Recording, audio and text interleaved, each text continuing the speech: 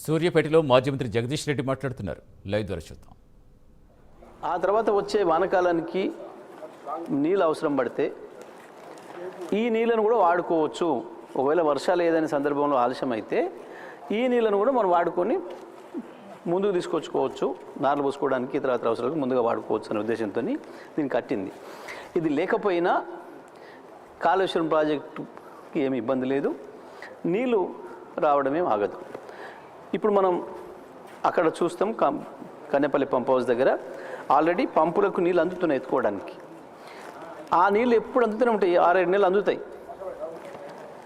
ఎప్పుడు అంటే వరద తగ్గిన తర్వాత, ప్రాణహిత నుంచి వచ్చిన వరద మొత్తం తగ్గిన తర్వాత ఇవి నీళ్ళు ఇక్కడ అందుబాటులో ఉండటానికి అని చెప్పి ఈ బ్యారేజ్ కట్టింది.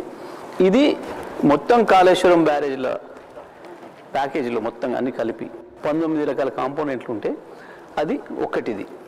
దీని ఖర్చు 2500 కోట్లు. ఇన్ని 85 పిల్లర్స్, 85 గేట్లు, వీటన్నిటి ఖర్చు కలిపి 2500 కోట్లు. దాంట్లో పోయింది ఇది ఒక్కటి. దీన్ని చేసుకుంటే 2-3 నెలలు ఎప్పుడు అయిపోయేది వాస్తవానికి. కానీ ప్రభుత్వానికి ఇష్టం లేకనే చేయడం లేదు.